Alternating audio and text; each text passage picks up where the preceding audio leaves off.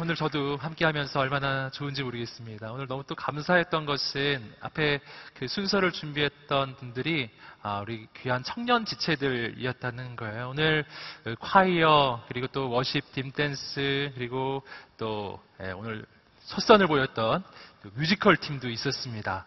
귀하게 섬겨주었던 우리 귀한 지체들에게 큰 격려와 축복의 박수를 한번 보내주었으면 좋겠습니다. 오늘 오신 모든 분들 너무너무 환영합니다. 우리 좌우에 있는 분들에게 한번 말해주시겠습니다. 환영합니다. 환영합니다. 너무 잘 오셨습니다. 오늘 말씀을 나누기 전에 한 가지 여러분에게 선물을 드리고자 하는, 모두에게 드리는 건 아니고요. 오늘 처음 오신 분들, 내가 처음 왔다고 생각하시는 분들 앉아 계시는 곳이 있는데, 거기에 앞에 얇은 선반 같은 게 눈앞에 보이죠? 그 아래 손을 넣어보세요. 그 아래 손을 넣어보시면 이런 게 있어요. 딴 데는 없어요. 우리 오늘 친구의 초대로 오신 분들이 앉아 계신 자리가 있습니다. 보이시죠? 한번 뜯어보겠습니다. 다른 분들은 그냥 축복해 주세요. 네. 아쉬우시겠지만. 여기 사탕 반지가 들어있습니다. 자, 우리 친구하고 함께 오셨죠? 한번 끼워줘 보시겠습니까? 한번. 저는 이게 새끼손가락이 들어가더라고요, 이렇게.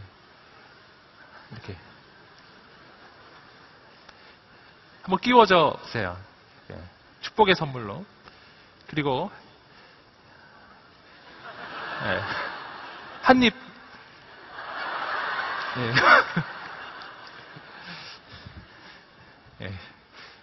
드셔보세요. 맛있습니다.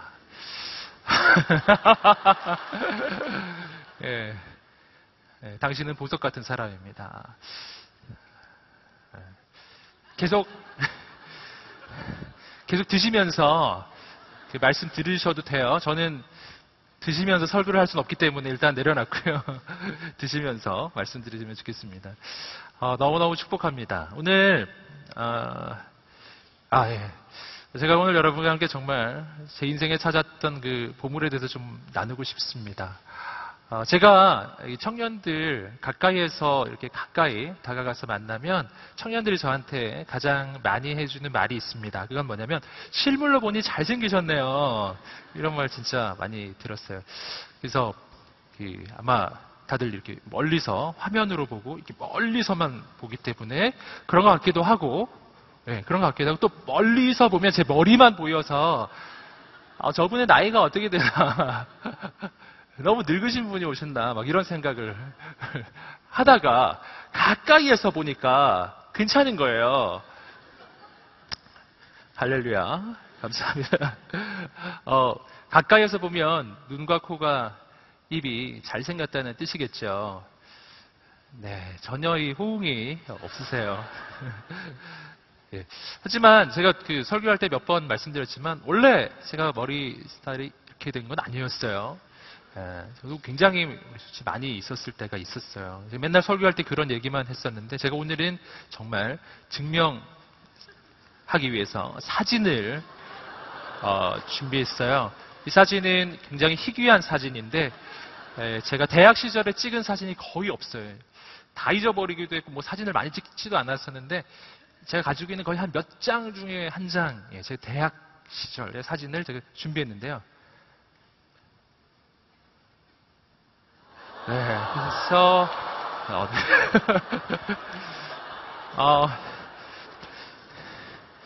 마음에 드시죠? 그만 보여주세요, 이제. 제 대학 시절 사진을 보여드렸던 까닭은요, 저때 괜찮았다 이렇게 자랑하려고 하는 게 아니고요. 괜찮았죠?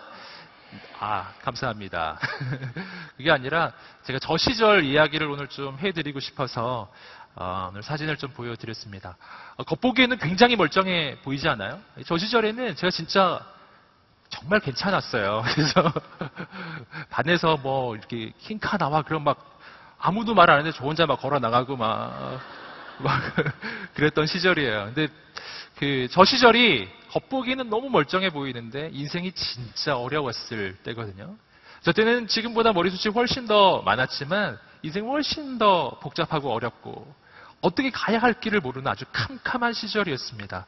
젊은 날 그 시절을 말씀드리고 싶어요. 저도 제 인생의 보물을 찾고 싶었고 제 인생이 보물 같은 인생도 되고 싶었고 여러 가지 많은 것을 해보았지만 이 잘 안 되던 바로 그 시절입니다.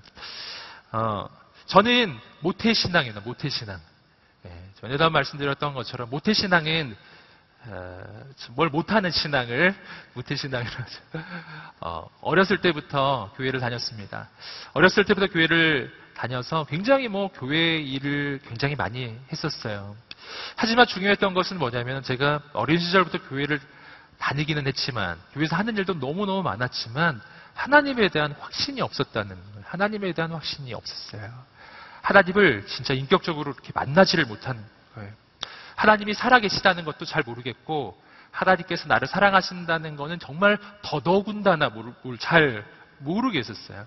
잘 모르면서 교회를 다니던 시절이 굉장히 오랫동안 다녔습니다. 그러다가 드디어 대학을 가면서 고향을 떠나게 됐어요. 제 고향이 대구거든요. 대구 사나이입니다. 대구에서 서울로 올라오게 됐어요. 서울로 올라오면서 진짜 마음을 먹었어요. 무슨 마음을 먹었냐면 내가 신앙을 한번 접어봐야 되겠다. 이제 우리 엄마를 떠나니까 신앙을 한번 접어봐야지. 교회를 안 다니려고 했었는데 교회를 안 다니지는 못했어요. 모태신앙의 위력이에요. 모태신앙은 함부로 세상으로 막 가지도 못하는데 아니죠. 함부로 하나님께 가지도 못하는데 함부로 세상으로 막 가지도 못해요. 교회에서 뭘 봉사도 열심히 하지도 않지만 죄도 잘 못 짓는 거예요. 이 모태신앙의 안타까움. 제가 신앙을 한번 접어보자. 그리고 제가 정말 대학 시절을 꿈꾸었어요. 대학 시절에 진짜 즐겁게 보내고 싶었어요. 제가 보기보다는 가물을 좋아하거든요. 그 시절은 저 시절에는 진짜 좋아했었어요. 정말 즐겁게 한번 살아봐야겠다. 이게 잘 안 되는 거예요. 잘 안 되는 거예요. 하나님에 대한 확신은 없는데 그렇다고 해서 죄를 막 지을 수 있는 용기도 없고 이게 하여튼 세상과 하나님 사이에 중간쯤에서 살던 시절, 이게 제 대학 시절입니다. 뭔가를 해야 할 것 같기는 한데 뭘 해야 될지를 모르는 시절이었어요. 대학교 1학년 때, 제 학교 1학년 때 들어갔을 때 요즘에는 대학교 1학년들이 그런 것 같진 않아요. 근데 저 때는 어땠었냐면은 대학교 1학년이라고 하면 노는 때거든요. 그래서 서로 뭐를 했었냐면은 학점이 낮은 것을 자랑했어요. 그래서 제 친구들이 전부 다 1점대인 거예요. 저 혼자 2점대였는데 얼마나 제가 부끄러워했었는지 그 기억이 납니다. 그냥 무작정 놀면서 그런데 군대를 다녀오고 그리고 대학교 2학년, 3학년 때는 정신없이 막 학점을 복구하느라고 얼마나 고생했는지. 그리고 나서 이제 인생에 뭐를 해야 될지 고민하게 되더라고요. 뭐를 해야 될까? 무엇을 위해 살아야 될까? 내 인생의 방향이 뭔가? 뭘 해야 되나? 제가 아까 영문과, 말씀 안 드렸거든요. 제가 영문과 출신이거든요. 늘 말씀드리듯이 영문을 모르고 들어가가지고 계속 영문을 모르면서 지내다가 그냥 지금도 나왔는데요. 뭐를 해야 될까? 너무너무 고민을 많이 하다가 할 게 없는 거예요. 그래서 이 전공, 저 전공, 우리 과도 아닌 전공들을 얼마나 많이 들었는지 몰라요. 경제학과 전공, 법학과 전공, 정치외교학과 전공. 타과 전공들을 다 돌아다니면서 들으니까 받는 이 과목이 다 전공인 거예요. 그래서 계속 전공 시험. 얼마나 고생을 했는지. 근데 무엇 하나 제가 가야 할 길이 보이지가 않는 거예요. 무엇 하나 이게 의미 있고 가치 있고 내가 정말 평생을 걸 만한 일이 보이지가 않았던 시절, 바로 그때가 그 시절이었어요. 뭘 다 가진 것 같은데 진짜 겉보기에는 크게 문제가 없었거든요. 대학도 잘 다니고 있었고 근데 겉보기에도 큰 문제가 없었는데 근데 제 안에는 깊은 열등감이 있었어요. 감당할 수 없는 열등감이 있었습니다. 저는 아직도 사실은 이해를 잘 못하겠어요. 왜 그렇게 열등감이 깊었는지. 저는 사람들은 나를 받아주지 않을 거라는 그런 생각을 끊임없이 했었어요. 사람들 앞에서 무엇을 이야기하는 것은 정말 어려운 일이었습니다. 제가 설교할 때 간혹 했었던 간증이지만 이렇게 사람 앞에서 이야기하는 건 불가능한 일이에요. 사실은 정말 자매 같은 경우는 한 명 앞에서도 이야기하기를 매우 어려워했던 사람이에요. 제가 얼마나 말하기를 어려워했었냐면은 생일 파티의 자리에서 누군가가 생일 축하 노래를 하자고 했어야 했던 자리가 있었습니다. 그때 그 말을 제가 했었어야 했어요. 제가 주최 측이었기 때문에. 근데 제가 그 말을 하지 못했어요. 왜 못했냐면은 내가 생일 축하 노래 하자고 하면 안 할 것 같았어요. 그래서 분명히 생일 축하 노래를 해야 될 타이밍인데 아무도 생일 축하 노래를 하자는 말을 안 하니까 딴 사람이 하더라고요. 제가 그런 시절을 보냈습니다. 인생이 그랬어요.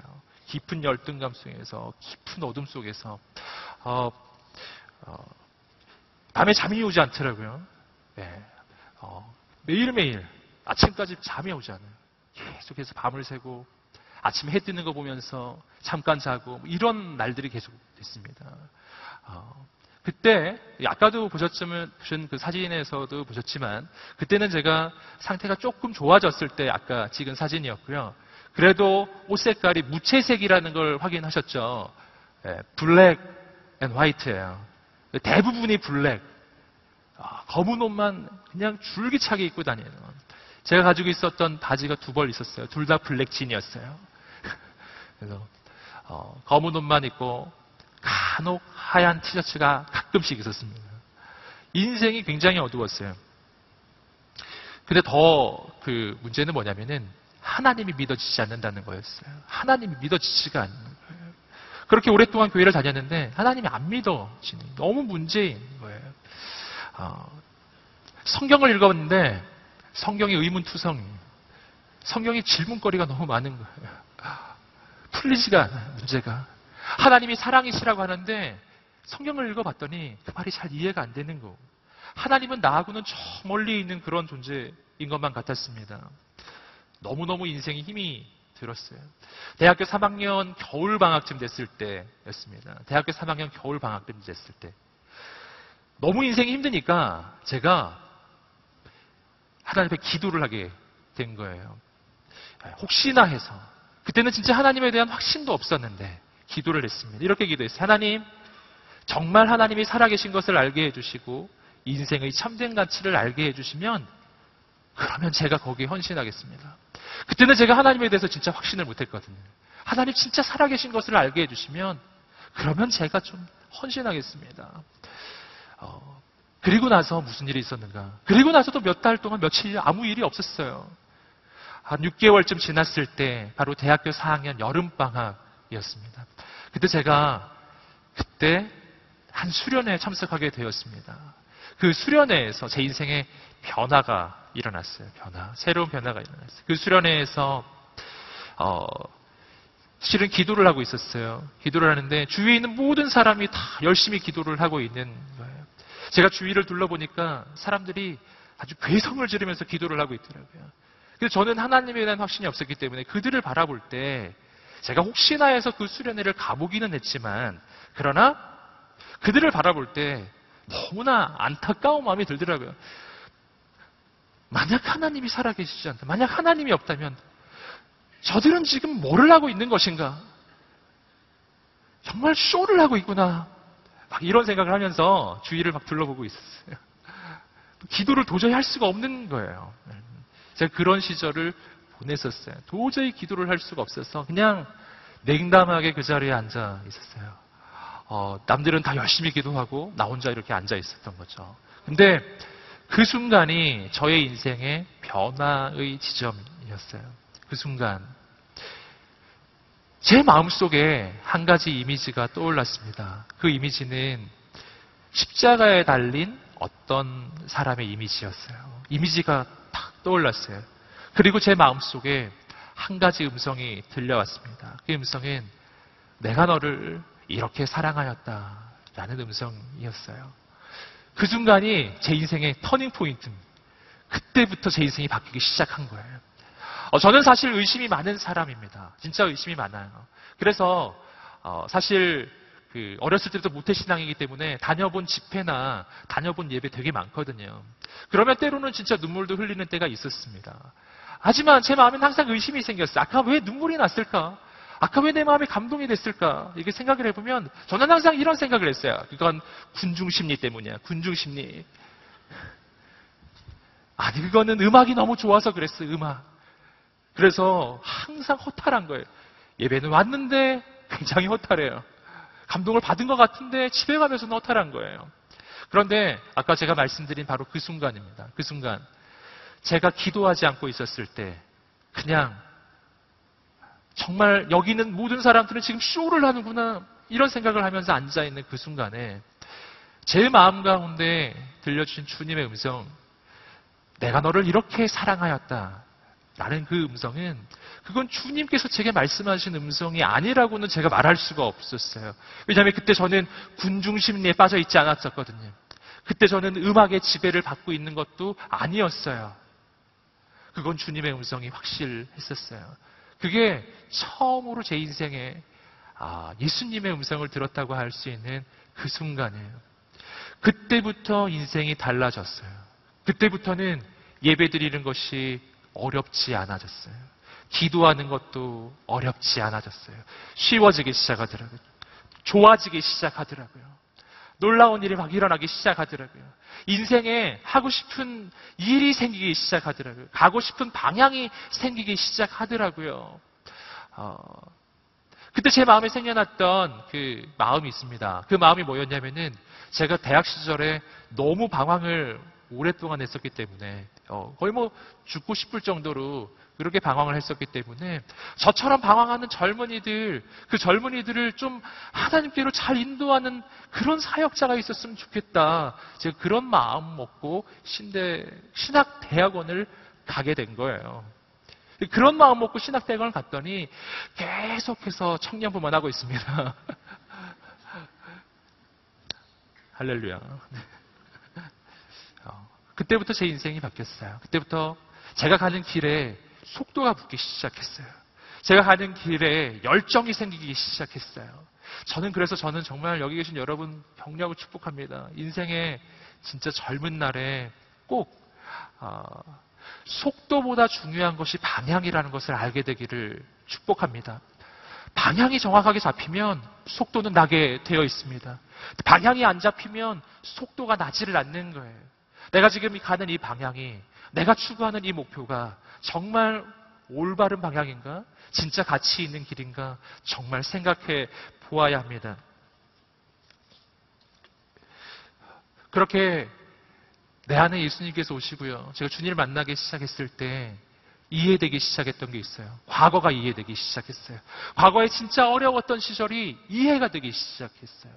그때 하나님께서 저에게 들려주신 마음은 뭐냐면 내가 가장 어려웠던 그 시절에 내가 혼자가 아니었다는 것이었어요. 바로 그때 하나님이 함께 계셨다는 것이었어요. 그때 또 이해되기 시작했어요. 아까도 말씀드렸던 것처럼 미래가 보이기 시작하는 거예요. 꿈이 꾸어지기 시작합니다. 공부가 그때부터 재미있기 시작하더라고요. 저는 오늘 우리의 젊은 날에 정말 추구해야 될 그 보물을 발견하게 되기를 소망합니다. 여러분 모든 사람은 그리고 특별히 우리 젊은 날은 보물을 찾는 여정을 걸어가고 있다고 할 수 있어요. 그 보물에 대해서 사람들은 크게 두 가지 생각해 볼 수 있는 것 같아요. 하나는 소유입니다. 무언가를 가지는 것이죠. 더 많은 돈, 더 많은 권력, 그리고 더 많은 영향력. 이러한 것을 가지는 것을 내 인생의 보물이라고 여기는 그런 경우가 있습니다. 그런데 중요한 것이 있어요. 오늘 우리가 추구하는 그 목표가 진짜 보물인가? 그것이 진짜 보물인가? 생각해 보아야 합니다. 첫 번째 문제가 있어요. 그것은 뭐냐면은 내가 무언가를 소유할 때, 무언가를 가질 때 문제는 남들보다 더 높은 권력, 남들보다 더 많은 소유를 가져야 그래야 내가 행복해질 텐데요. 문제는 남들보다 더 높이 그리고 남들보다 더 많이 그렇게 가지는 것이 어렵다는 거예요. 세상에 매우 소수의 사람만이 그렇게 할 수 있습니다. 또 한 가지 더 문제가 있죠. 문제는 내가 더 많은 권력을 가지고 더 많은 돈을 가졌을 때 진짜 행복하겠는가? 또 한 가지 질문이에요. 아까도 우리 현 씨가 말씀해 주셨지만 진짜 꼭 그런 것 같지는 않아요. 왜냐하면 우리 인간에게는 더 많이 가지고자 하는 욕망이 있기 때문이에요. 이 욕망은 언제나 없어지지가 않습니다. 1,000원을 가지면 10,000원을 가지고 싶고 10,000원을 가지면 100,000원을 가지고 싶은 게 인간의 마음이에요. 가장 중요한 문제가 있습니다. 그것은 뭐냐면은 내가 더 많은 소유, 더 많은 권력, 더 많은 영향력을 가진다 할지라도 그것이 정말 내 것이 될 수 있느냐 하는 것입니다. 굉장히 중요한 질문이죠. 진짜 내 것이겠는가 하는 거예요. 이 땅에서 내가 가지고 있는 것이 진짜 내 것일까요? 이 땅에서 내가 애를 써서 무언가를 많이 가졌어요.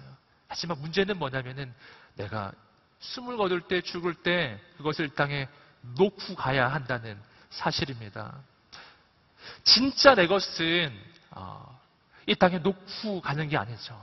진짜 내 것이라면 영원히 내가 가질 수 있어야 될 텐데 아무리 애를 써서 모아도 죽음의 순간 손에서 놓아야 하는 거예요. 저는 오늘 우리가 한 가지를 분명히 기억하게 되기를 소망합니다. 그것은 진짜 내 것일 수 없는 것, 진짜 내 인생의 보물이 될 수 없는 것, 그것이 나의 소유라는 것인데 그것에 인생을 걸지 않게 되기를 소망합니다. 또 한 가지가 있습니다. 소유의 인생을 걸지 않을 때 우리가 찾게 되는 것이 있어요. 그것은 사람이죠. 사람. 내 인생의 행복을 사람에게서 찾는 것이죠. 나를 진짜 사랑해줄 사람을 찾는 거예요. 근데 문제는 뭐냐면은 세상에서 그런 사람을 찾기가 어렵다는 것이죠. 세상에서 우리가 발견하는 사랑은 언제나 조건적 사랑입니다. 내게 무엇이 있기 때문에 나를 사랑해 주는 것이죠. 그래서 내가 세상을 살기 위해서 끝없이 준비하고 쌓는 것이 있습니다. 그게 스펙이고 그게 조건이에요. 아무리 쌓아도 불안합니다. 왜냐하면 이것을 잃어버리는 순간 사랑을 잃어버릴 것 같기 때문이에요. 오늘 이곳에 오실 때에도 여러분 정말 열심히 메이크업하고 오셨을 거예요. 어떤 분은 분장 수준으로. 그런데 여러분 아무리 준비하고 애를 써도 늘 불안합니다.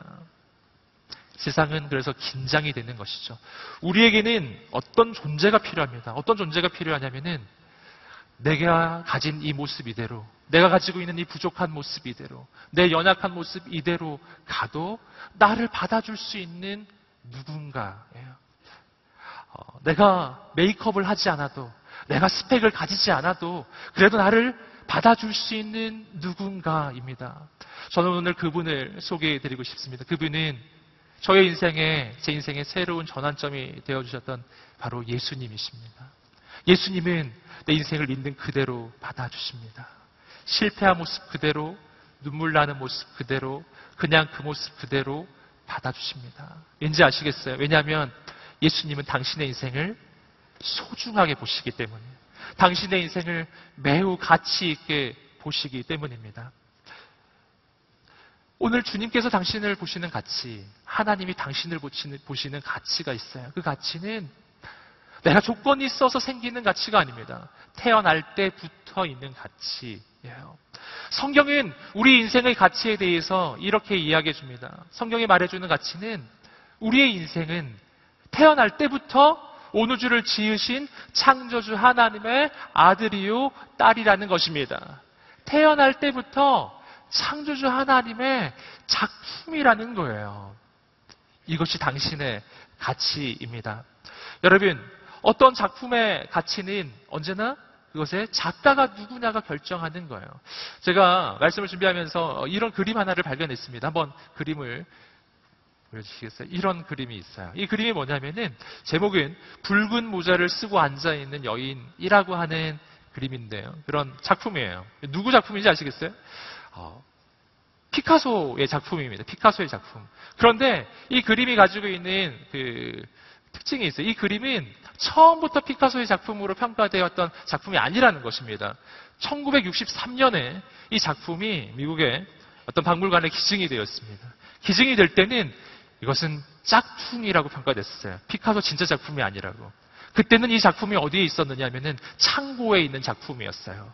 그런데 50년이 지나서 2012년에 이 작품이 진짜 피카소의 작품이라고 그렇게 평가되게 되었어요. 그 순간 이 작품의 가치는 완전히 바뀌었습니다. 창고에 있던 작품이었는데 수백만 달러의 작품으로 바뀌어버린 거예요. 여러분, 이 작품이 창고에 있었을 때는 가치가 없다가 2012년이 됐을 때 가치가 생긴 것이겠습니까? 그렇지 않죠? 창고에 있었을 때에도 여전히 수백만 달러의 가치가 있는 그림이었고, 사람들이 알았을 때도 여전히 그 정도 가치가 있는 그림인 것이죠. 다만 이 작품이 창고에 있었을 때는 사람들이 그것을 몰랐던 거예요. 여러분, 오늘 여러분을 격려하고 축복합니다. 우리의 젊은 날에 우리는 사람들의 이야기를 듣습니다. 사람들이 내 인생에 대해서 평가하는 이야기를 듣습니다. 여러분, 사람들의 이야기 때문에 낭망치 않게 되기를 축복합니다. 여러분, 사람들이 뭐라고 해도, 사람들이 당신에 대해서 뭐라고 평가하여도 당신은 가치가 있는 사람이에요. 왜 그런가? 이것은 내가 가지고 있는 조건이나 배경이나 스펙이나 외모나 내가 가진 어떤 것에서 오는 가치가 아니에요. 그것은 나를 지으신 나의 창조주로부터 오는 가치입니다. 마치 피카소가 그린 그림이라고 평가되는 순간 수백만 달러의 가치로 바뀌는 것과 마찬가지예요. 당신은 온 우주를 지으신 창조주 하나님의 작품입니다. 여러분, 그걸 마음에 꼭 새기시기를 축복합니다. 언제부터 당신이 하나님의 작품입니까? 태어날 때부터 당신은 하나님의 작품입니다. 다만 사람들이 잘 모르고 있는 거예요. 사람들이 당신의 가치를 모르는 것이라고요. 그러니 사람 때문에 낭망치 않게 되기를 축복합니다. 우리 옆에 있는 친구에게 한번 말씀해 주실래요? 당신은 가치 있는 사람입니다. 여러분, 가치 있는 사람. 성경이 말해주는 당신의 가치는 또 한 가지는 이런 거예요. 당신은 온 우주를 지으신 창조주 하나님의 아들이며 딸이라는 그런 가치예요. 놀랍죠? 여러분, 아버지가 부자이면 아들이 부자입니까? 그렇죠? 왜냐하면 아버지의 것을 아들이 함께 가지기 때문이에요. 여러분, 우리의 아버지가 있어요. 성경이 말해주는 우리 아버지가 있습니다. 우리 아버지, 나를 지으신 분, 그분은 온 우주의 창조주이세요. 내가 그것을 정말 알 수 있다면, 내가 그분에게 연결될 수 있다면 내 인생은 지금부터 바뀌기 시작할 것입니다. 근데 어떻게, 성경에서는 그렇게 내 인생이 온 우주를 지으신 창조주 하나님의 작품이라고, 하나님의 아들, 딸이라고 말을 해주는데, 그런데 내 인생은 왜 이러한가 하는 것이죠. 난 왜 이렇게 문제 가운데 있죠? 내 인생은 왜 이렇게 부족한 것이 있고, 내 인생은 왜 이렇게 어려운가 하는 거예요. 여러분, 까닭이 있습니다. 그 까닭은 내가 하나님의 작품이 아니어서가 아니고요. 당신이 하나님의 아들, 딸이 아니어서도 아닙니다. 문제는 뭐냐면은 그 하나님으로부터 내가 떨어져 있는 것이 문제예요. 단절돼 있는 거예요. 왜 단절됐는가? 성경이 말해주는 하나님과 나 사이의 관계가 떨어진 이유는 죄라고 하는 겁니다. 죄. 내가 죄인이기 때문에. 여러분, 내가 죄인이라는 걸 혹시 알고 계세요? 실정법을 어긴 죄를 얘기하는 게 아닙니다. 여기 실정법을 어긴 사람이 누가 있겠습니까? 실정법을 어긴 것이 아니라 다른 사람은 모르지만 나는 알고 있는 죄가 있습니다. 내 마음속에 있는 죄가 있습니다. 사람들이 보지 않을 때 나의 모습이 있습니다. 죄예요, 죄. 그 죄가 하나님과 나 사이의 관계를 끄는 거예요. 그리고 나는 하나님으로부터 떨어져요. 하나님은 위대하고 무한하신 분이신데 그분으로부터 떨어지는 순간 난 홀로 살기 시작해. 내 인생에는 가능성이 없어지는 거예요. 마치 나무 줄기에서 가지가 떨어졌을 때 그 가지가 막상 처음 볼 때에는 살아있는 것처럼 보이지만 그러나 가지는 줄기에서 떨어지는 순간 죽은 것이죠. 그 가지가 죽는 것은 시간 문제예요.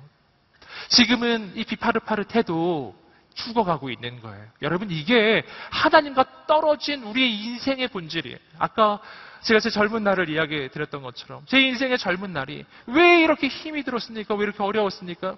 여기에도 동일하게 젊은 날 어려움 가운데, 낭망한 가운데 사시는 분들이 계실 거예요. 왜 그럴까요? 난 한계적인 존재이기 때문이죠. 하나님, 무한하신 분으로부터 떨어져 있기 때문이에요. 저는 오늘 여러분이 무한하신 하나님께 다시 연결되기를 정말 축복합니다. 어떻게 그렇게 할 수 있을까요? 성경을 보니까 하나님께서 우리를 너무너무 사랑하세요. 나를 너무 사랑하셔서 내가 그냥 그렇게 살도록 버려둘 수가 없는 거예요. 하나님으로부터 떨어져서 혼자 사는 것이 아니라 이제는 하나님께 좀 돌아와서 무한하신 하나님과 연결된 인생이 되는 거예요. 네. 여러분, 어떻게 하나님이 그렇게 하셨는가? 하나님께서 그렇게 해주신 방법이 바로 예수님이세요. 죄의 문제가 해결되면 나는 하나님께 연결이 됩니다. 그렇게 하기 위해서 하나님께서 해주신 일이 있어요. 나를 대신해서 나의 죄를 예수님이 대신 짊어지시고 나를 대신해서 십자가에 달려서 죽으신 거예요. 죄는 대가가 치루어지면 없어지는 거예요. 오늘 나는 분명히 죄인입니다. 그래서 나는 무한하신 하나님과 연결될 수가 없는 거예요. 하지만 오늘 하나님께서 그의 아들 예수님을 보내주셔서 그 예수님이 내 죄를 짊어지시고 대신 죽으신 거예요. 그래서 내가 그분을 믿기만 하면 오늘 하나님이 당신에게 당신의 죄가 없는 것으로 인정해 주시고 하나님께 다시 연결되게 해 주시는 것입니다. 여러분, 이것이 주님이세요. 그래서 요한복음 3장 16절 말씀 한번 우리 자막을 통해서 한번 보겠습니다. 요한복음 3장 16절 말씀이 이렇게 이야기해 주고 있습니다. 읽어 보겠습니다. 하나님께서 세상을 이처럼 사랑하셔서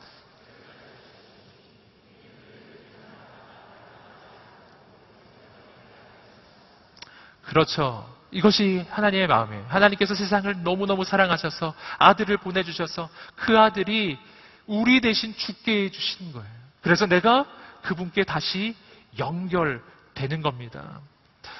그래서 오늘 우리가 만나야 할 가장 소중한 분을, 그것은 예수님, 나를 위해 죽으신 예수님. 또 한 가지가 있어요. 그런데 예수님이 우리에게 보물이 되시듯이 하나님께는 바로 우리가 보물이라는 겁니다. 하나님께는 바로 당신이 보물이라는 거예요. 옆 사람에게, 또 친구에게 한번 말씀해 주시겠습니까? 당신이 보물입니다. 당신이 보물입니다. 예. 왜 그걸 알 수 있습니까? 아까 말씀드렸던 것처럼 하나님께서 당신을 구하기 위해서 하나님께서 포기하신 게 있어요. 그것은 아들 예수님의 생명이었어요. 그 아들이 십자가에 못 박혀 죽을 만큼이에요. 그만큼이 하나님이 당신을 사랑하는 만큼이에요.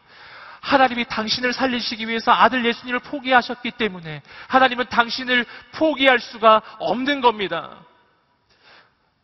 어떤 제품의 가치는 그것을 사기 위해서 치른 대가로 계산이 되는 거죠.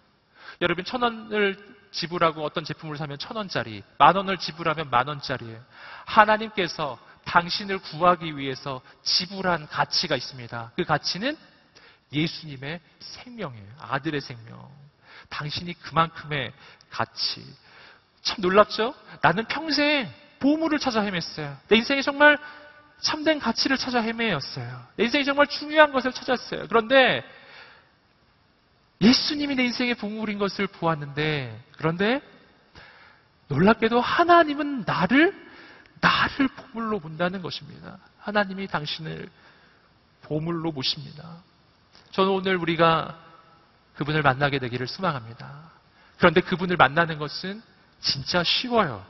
왜 쉽냐 하면은 금방 말씀드렸던 것처럼 하나님은 태초부터, 영원전부터 당신을 사랑하고 기다려 오셨기 때문이에요. 영원전부터 당신을 기다려 오셨기 때문이에요. 언제나 당신을 기다려 오셨기 때문이에요. 이제는 내가 응답만 하면 되는 것입니다.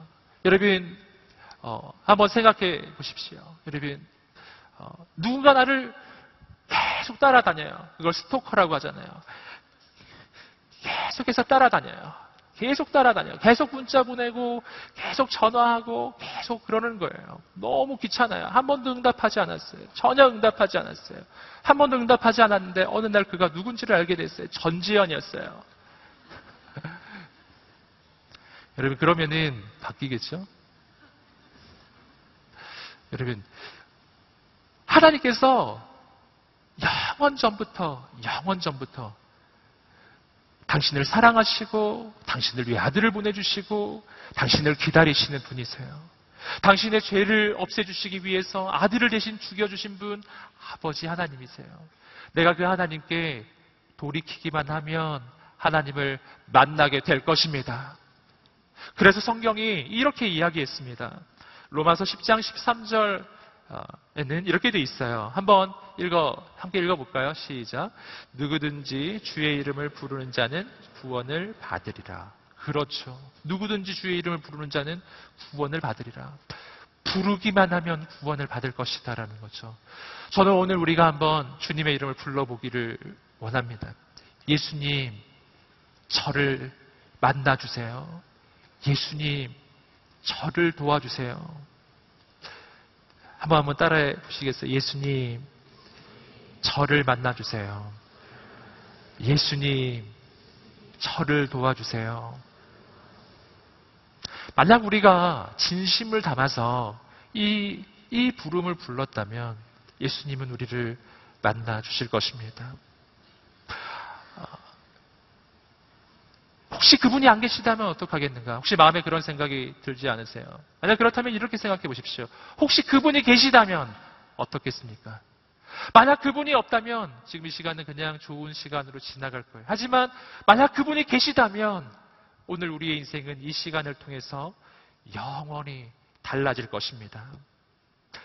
성경을 보면 우리를 향한 하나님의 마음이 담겨진 구절이 있습니다. 제가 그 구절을 읽어드리고 싶습니다. 스바냐 3장 17절에 있는 구절인데요. 제가 한번 읽어볼 테니까 들어보시겠습니다. 너의 하나님 여호와가 너의 가운데 계시니 그는 구원을 베푸실 전능자이시라. 그가 너로 말미암아 기쁨을 이기지 못하시며 너를 잠잠히 사랑하시며 너로 말미암아 즐거이 부르며 기뻐하시리라 하니라. 하나님이 당신을 사랑하고 기뻐하신다고 이야기합니다. 그냥 있는 모습 그대로 사랑하시고 기뻐하신다고 말씀하십니다. 그래서 그 아들을 포기하셔도 괜찮았던 거예요. 저는 여러분 오늘 이 시간이 그 귀한 시간 되기를 소망합니다. 다시 한번 눈을 감아 보시겠습니까? 눈을 감아 보시고 이 시간 나를 사랑하시는 하나님께 우리가 나아가기를 소망합니다. 다시 한번 저를 따라서 한번 이렇게 말해 보시면 좋겠어요. 혹시 입술로 따라할 수 없다면 마음으로 따라해 주셔도 좋겠습니다. 함께 따라해 보겠습니다. 예수님, 저는 죄인입니다. 예수님이 저를 대신해서 십자가에 달려 죽으셔서 저희 죄가 용서되었음을 믿습니다. 예수님, 저를 도와주세요. 예수님, 나의 주인이 되어 주세요. 예수님의 이름으로 기도드립니다. 이번에는 제가 여러분을 위해 기도해 드리겠습니다. 예수님, 저는 외로웠습니다. 아무도 모르지만 저는 깊은 절망 가운데 있었습니다. 예수님, 지금 오셔서 저의 주인이 되어 주십시오. 나의 모든 죄에서 나를 건져 주십시오. 나의 인생에 새 일을 이루어 주십시오. 주님과 함께 하기를 소망합니다. 예수님의 이름으로 기도드립니다. 아멘. 여러분 너무너무 축복합니다. 오늘 처음 오신 우리 귀한 친구분들 계시죠? 오늘 여러분에게 드린 패키지가 있습니다. 이렇게 생긴 패키지가 있습니다. 패키지를 한번 보시겠습니까? 패키지를 보시면 이 안에 이런 담요도 들어있고요. 나중에 쓰시면 좋겠습니다. 패키지를 보시면 이런 카드도 들어있고, 아까 편지, 손편지 확인하셨죠? 그리고 그 안을 보시면 이런 또 작은 카드가 하나 들어있습니다. 이 작은 카드를 한번 꺼내 보시면 좋겠어요. 이 패키지를 받으신 오늘 처음 오신 모든 분들 이 작은 카드를 한번 꺼내 보시면 좋겠습니다.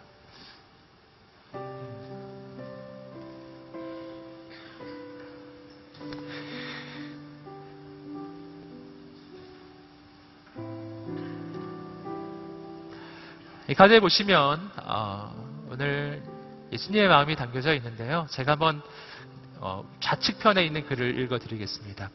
아름다운 미래를 꿈꾸는 우리의 젊은 날, 우리는 저마다의 보물을 찾아 쉴 새 없이 달려갑니다.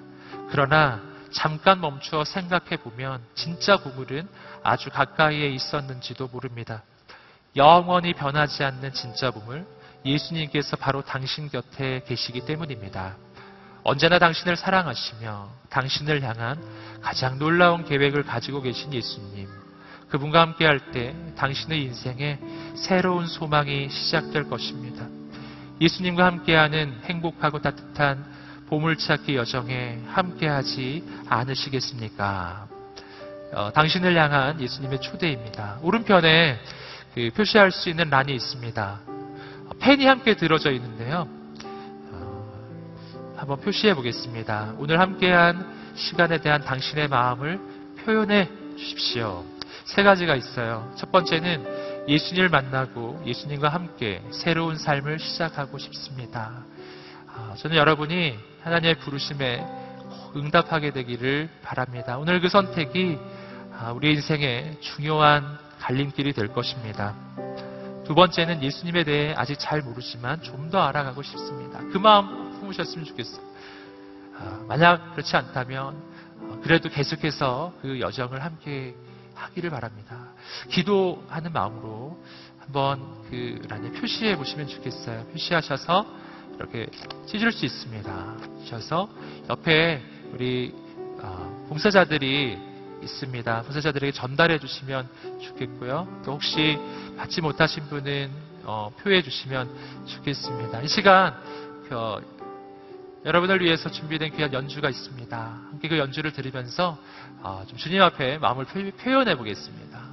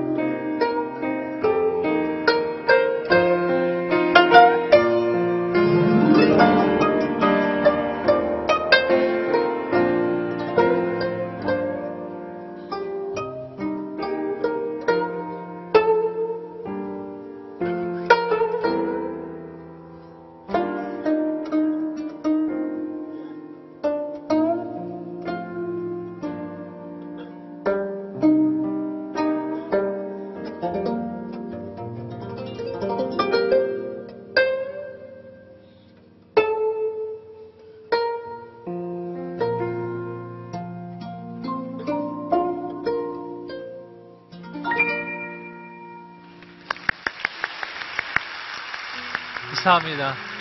여러분 주보사에 보시면 이런 종이 비행기가 끼워져 있습니다. 종이 비행기에 한번 1년에 한번 던져보는 것 같아요. 이 종이 비행기에 여러분의 꿈과 소망과 여러분이 생각하는 보물 한번 적어보시기 바랍니다. 잠깐 시간 드리겠습니다. 한 30초 정도만 시간 드릴 테니까 짧은 단어로 내가 2016년을 마무리하고 2015년을 마무리하고 16년을 맞이하면서 한번 내가 생각하는 보물, 내가 하나님 앞에 꿈꾸는 보물 한번 적어보시고 나의 꿈과 소망 한번 적어보시기 바랍니다. 잠깐 시간 드리겠습니다. 지금 시간이 조금 많이 됐어요. 그래서 조금 짧게 시간을 드리겠습니다.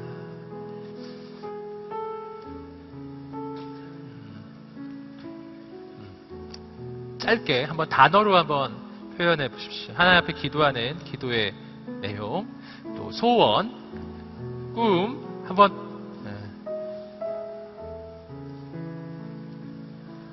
그리고 우리 다 함께 한번 그 꿈을 담아서 하나님께 하늘을 향해서 한번 날려보는 시간을 이제 곧 가질 거거든요. 다 적으셨죠? 그러면 우리 다 함께 자리에서 한번 일어나 보시겠습니다. 함께 자리에서 한번 일어나셔서 자, 하나, 둘, 셋을 외치면 함께 하늘을 향해 날려보는 것입니다. 아시겠죠? 자, 한번 손에 들고요. 내 마음에 품고 있는 소망, 꿈을 우리 하늘을 향해 하나님께 한번 날려보는 거예요. 준비하시고요. 하나, 둘, 셋.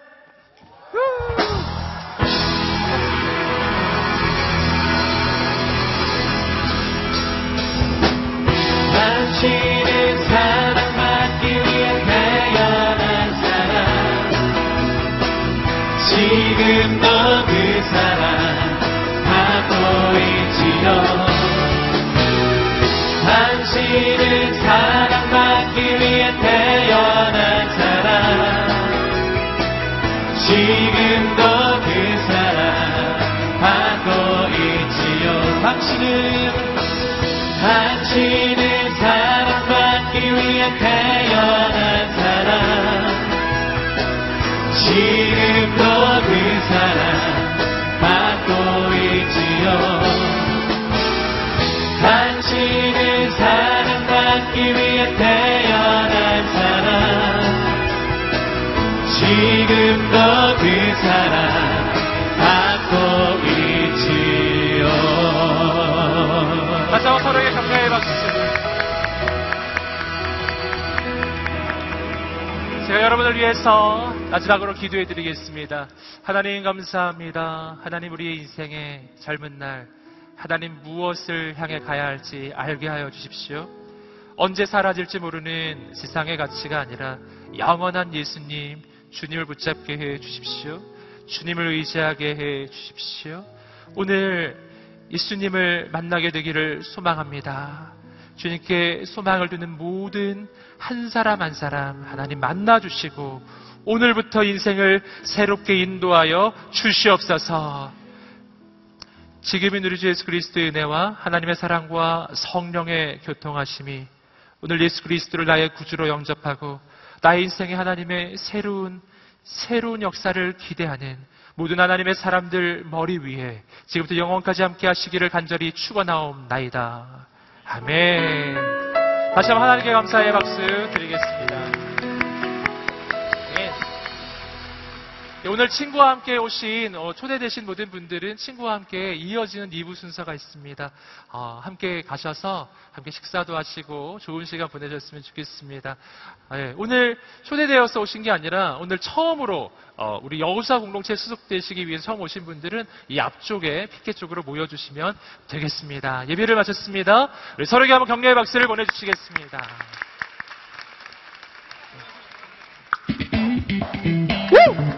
우리에게 새 생명을 주신 하나님께 영광의 박수를 드립시다. 모두 같이 일어나서 찬양합시다.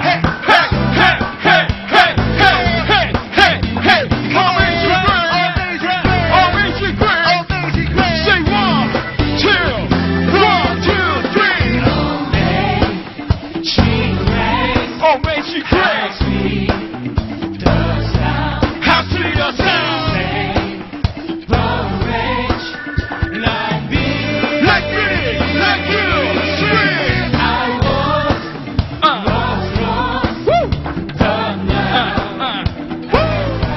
But now we're found.